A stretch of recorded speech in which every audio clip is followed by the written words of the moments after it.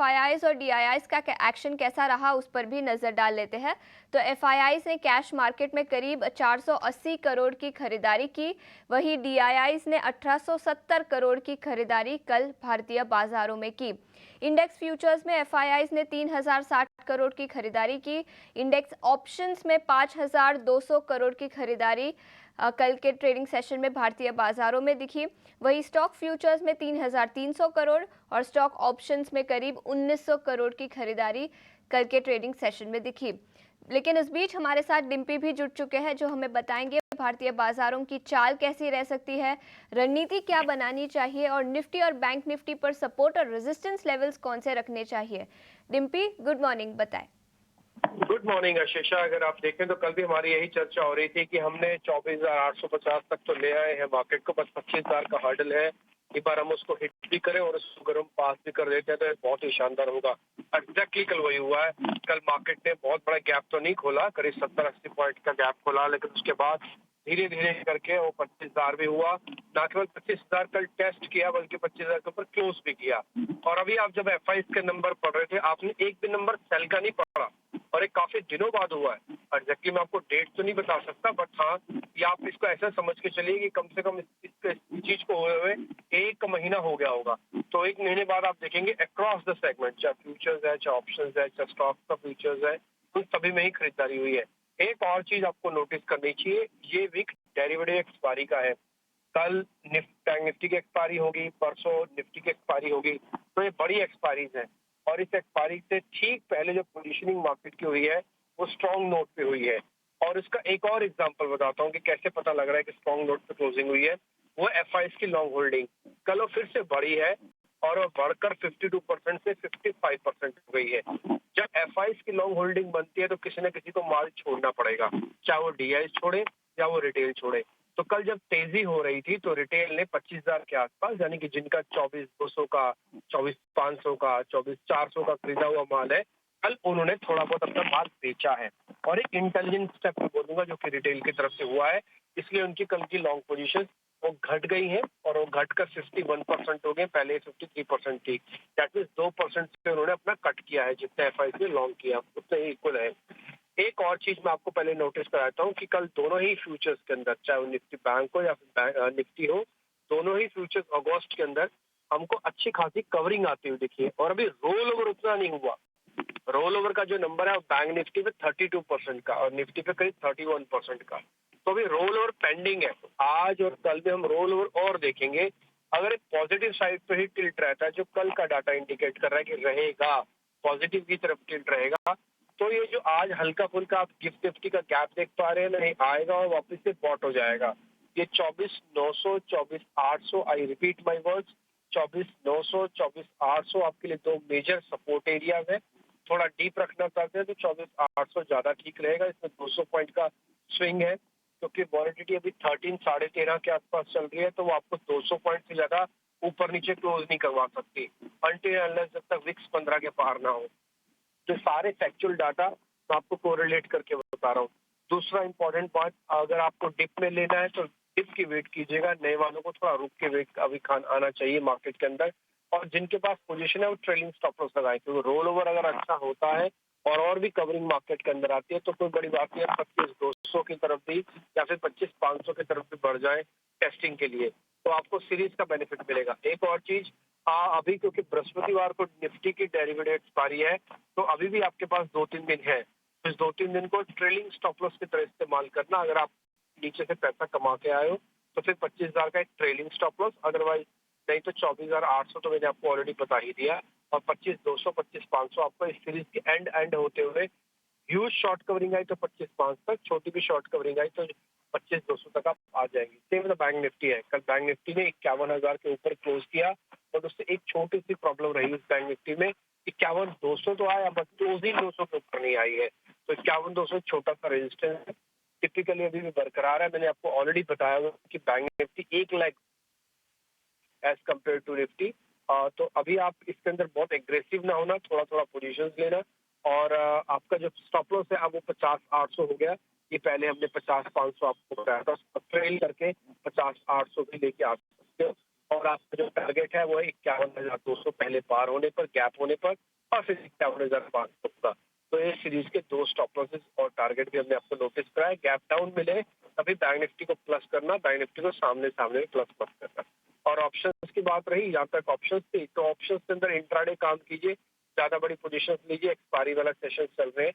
और दूसरा, put call ratio के हिसाब से बाजार फेयर वैल्यू पे है, ओवर सोल्ड नहीं है, अंडर सोल्ड नहीं है, तो फेयर वैल्यू पे 8 शेयर एफ बैन में और एक्सपायरी के वीक में भी 8 शेयर बैन में होना बड़ी बात है ये। बिल्कुल, तो निफ्टी के सपोर्ट और रेजिस्टेंस लेवल्स पर एक बार फिर से नजर डाल लेते हैं। निफ्टी पर 25,000 और 24,800 के सपोर्ट लेवल्स रखे और रेजिस्टेंस लेवल्स 25,200 और 25,500 इन लेवल्स पर भी अपनी नजर रखे। इसी के साथ बैंक निफ्टी पर 51,000 और 50,800 के सपोर्ट लेवल्स रहेंगे और 51,200 और 51,500 के अहम रेजिस्टेंस लेवल्स पर भी अपनी नजर रखे। डिम्पी, बहुत बहुत शुक्रिया हमारे साथ जुड़ने के लिए। इस बीच अजित मिश्रा हमारे साथ जुड़ तो नहीं पाए, लेकिन उन्होंने हम तक अपने कॉल्स जरूर भेजे हैं, उस पर नजर डाल लेते हैं। सबसे पहले इंडियन होटल्स पर उन्होंने खरीदारी की राय दी है। 661 का करंट मार्केट प्राइस है, खरीदारी की राय दी है। टारगेट प्राइस 678 रुपीज प्रति शेयर का रखा है इंडियन होटल्स पर और स्टॉप लॉस 652 रुपीज प्रति शेयर का। इसी के साथ आईटी सेक्टर से टेक महिंद्रा, यहाँ पर भी खरीदारी की राय है। 1690 रुपए प्रति शेयर का लक्ष्य, 1615 रुपए प्रति शेयर का स्टॉप लॉस और अभी स्टॉक 1640 के आसपास है। तो दोनों ही स्टॉक्स पर खरीदारी की राय इंडियन होटल और टेक एम। इसी है कमोडिटी मार्केट पर, और कमोडिटी मार्केट पर रणनीति बताने के लिए आज हमारे साथ वंदना भारती जुड़ चुकी है, commodity research SMC global security से। वंदना, शुक्रिया अपना समय लेकर हमारे साथ जुड़ने के लिए। सबसे पहले ब्रेंट क्रूड पर ही अपनी राय दे दीजिए। ओवरनाइट करीब 3 से 4% की तेजी के साथ अब ब्रेंट क्रूड $81 के आसपास पहुंच चुका है। क्या राय बनेगी और ट्रेडिंग आइडियाज क्या रहेंगे ब्रेंट क्रूड पर? जी वेरी गुड मॉर्निंग। यहाँ पे जिस तरीके से कल कीप स्ट्राइक हुआ था उसकी वजह से काफी कमोडिटी सेंसिटिव हो गई थी और एक नी स्टॉक रिएक्शन आया था। ब्रेंट क्रूड में भी वही असर देखा गया है। आज के दिन इनिशियली थोड़ा सा यहाँ पे 25 सेंट की गिरावट जो है वो यहाँ पे दिख रही है, लेकिन मुझे लग रहा है कि फिर से जो बाइंग है वो कंटिन्यू रहेगी, चाहे वो ब्रेंट क्रूड हो या WTI क्रूड हो। और इसका रीजन भी है कि गैसोलीन और जो क्रूड ऑयल की इन्वेंट्रीज उसमें लगातार कमी आ रही है और 5 ईयर्स का जो एवरेज है उसके निचले स्तर तक ये पहुंच चुका है। तो मेरे ख्याल से बाइंग कंटिन्यू रखना चाहिए। 64.25 पे यहाँ पे बाइंग की सलाह रहेगी। 6500 का टारगेट है, स्टॉप लॉस लगाना होगा 6390 का। तो ब्रेंट क्रूड पर खरीदारी की राय और पिछले कुछ दिनों में जो तेजी दिखी है वो कंटिन्यू होती हुई नजर आ सकती है। लेकिन वंदना, बेस मेटल्स पर आपकी क्या राय रहेगी? ओवरनाइट जिंक में भी करीब 2% की तेजी दिखी है, तो जिंक, कॉपर, एल्यूमिनियम या और कोई बेस मेटल्स जहां पर आपकी राय रहेगी? जी यहाँ पे कल ड्यूरेबल गुड्स डेटा भी उम्मीद से काफी बेहतर आया है और चाइना से कुछ जो इम्पोर्ट है एल्यूमिनियम में वो भी यहाँ पे बढ़ता हुआ नजर आया। तो एल्यूमिनियम ने क्लियरली यहाँ पे आउट परफॉर्म करा है और जिंक ने भी काफी यहाँ पे बढ़िया मूव दिखाया है। कॉपर इस बार यहाँ पे लैगर्ड होके निकला है, तो मुझे लग रहा है कि अब ये थोड़ी लेट लेकिन यहाँ पे तेजी आनी चाहिए। तो 802 के करीब कॉपर में बाइंग की सलाह रहेगी। 810 का टारगेट रहेगा, स्टॉप लॉस लगाना होगा 799 का। दूसरी कमोडिटी यहाँ पे एल्यूमिनियम ही रहेगी क्योंकि मुझे लग रहा है कि यहाँ पे फिर से बाइंग जो है वो कंटिन्यू हो सकती है।